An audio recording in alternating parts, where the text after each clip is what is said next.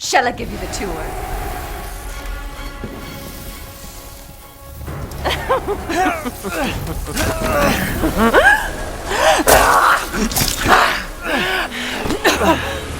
Mother said stale, but I think you're delicious.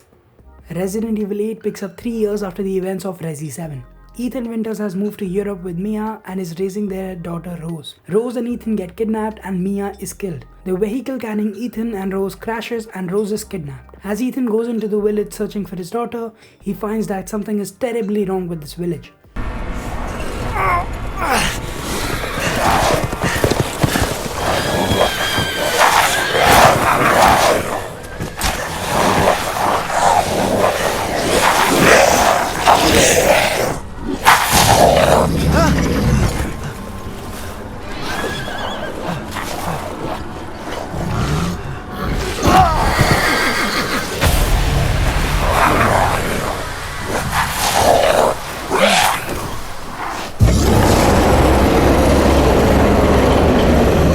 This is followed by 8 hours of action-adventure campaign. Yes, I called it action-adventure because Resi 8 is not scary and has plenty of resources around for it to be called a survival game. As soon as I picked up the controller, I could tell the inspiration behind the gameplay of Village is the infamous Resident Evil 4. From the barricading of doors to the erratic shooting, everything is an indicator of the classic game, but in a new modern format. Coming into Resident Evil 8, I thought the main poster girl, Lady Dimitrescu, will be the main villain.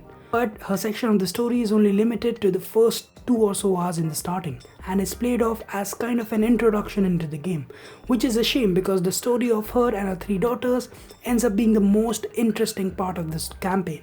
Apart from the village, the game involves 3 other sections which provide different types of level design and techniques to defeat the main foe. Instead of sticking with Lady Dimitrescu, the game has 3 other sub-villains until the face-off with the main baddie. It reminds me a lot of Far Cry 5 because they had 3 main baddies, each in their own zones and then extending to the main villain.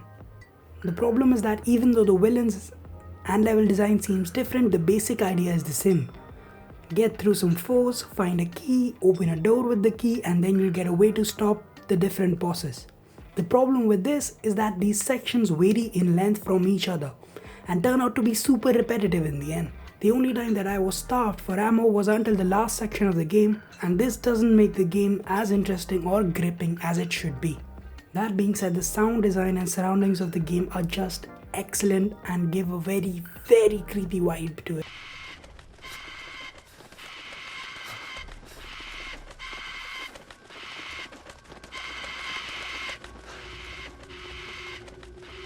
The design of each house is different, which allows for exploration, and regarding treasure items, sometimes you may get a key for a door later on in the game. This allows for good backtracking and getting rewards for the same. Exploration in general ends up being extremely rewarding and worth every minute.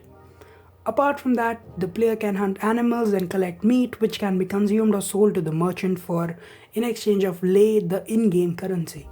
As for the castle section, Lady Dimitrescu and her 3 daughters will stalk you throughout the section, and when an 8-foot lady is stalking you and chasing you, there is no thrill like it. You disgusting outsider! You just want to open the door as quickly as possible and get out of her sight. The gameplay is easy to play and extremely arcadey, but in the best way. There are no complicated combat mechanics here. It's just pure shooting and killing. As soon as I picked up the controller, I knew what to press to attack, cover, shoot, aim. It is very basic, but in the best of ways. Of course, in spite of that, I would have loved to see a melee attack weapon because look at these guys. They are just asking to be hit in the head with a bat. It feels very fresh but familiar at the same time. There is a good amount of different enemy types in the game. They differ in terms of agility and how many headshots they can take. This gives a good amount of differentiation, but in spite of that, because of the level objectives and everything else, it turns out to be very repetitive in the end. It is the same with the combat. After clearing a level, the boss will turn into a giant version of himself and attack you, after which all you need to do is shoot them a lot of times and they will perish. And even though these standoffs are entertaining to watch and even to play, they do get annoying, and the threat that I could die in this battle just isn't present. The characters of the game, on the other hand, turn out to be super colorful in a scary type of way. Even though these are beings with great power, they end up being kooky, flirty, even scary, and even weird at some times. This gives them more of a psychopath vibe and don't feel supernatural, which is a very good thing because they end up being super interesting and the interactions with all of them feel fresh. Heisenberg, the man's fate is in your hands. Mother Miranda, I must protest. Heisenberg is but a child, and his devotion to you is questionable. Give the mortal to me, and I will ensure he is ready. Shut your damn hole! And don't be a sore loser! Go find your food somewhere else. Quiet now, child. Adults are talking. I'm the child. You're the one who's arguing with Miranda's decision! You wouldn't know responsibility if it was welded Oh, to keep that growing! One day your head might actually fit your ego! Hey, don't I get a say in this? Silence! Even the Merchant Duke is a colorful character that can lend some comic relief to a game that tries to be extremely tense. Fuck, Joker. Naturally.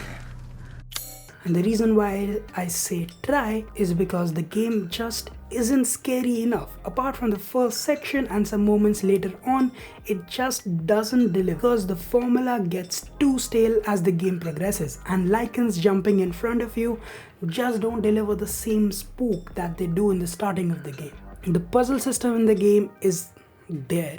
It's very weak and easy to solve and just ends up being annoying instead of creative. It just seems unnecessary at times. That being said, some puzzles to open doors, for example, do hit the spot just right and end up being fun to solve. The story that Resident Evil delivers feels very good and very small in its own way. At the risk of sounding like a broken record, look at what Resi 7 was able to do with the narrative. They used different cutscenes, different flashbacks, etc. to tell how the bakers ended up being the way that they were.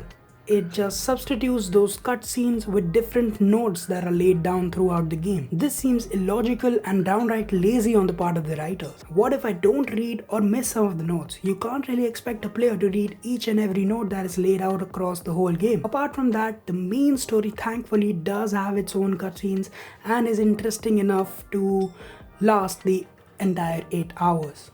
But there's something weird about this game. Something that I don't even understand till now. In spite of its many flaws, Resi 8 somehow is able to hold my attention the full 8.5 hours that I spend in the game. And it ends up being a really enjoyable and fun to play game. That being said, it still doesn't give that must play, must experience feeling. And ends up a game that you just want to turn your brain off and then play. Which has their own target audience, to be fair. You ungrateful, selfish wretch! You come into my house! You lay your filthy man hands on my daughters! And now you even try to steal my property! How dare you! Rest while you can!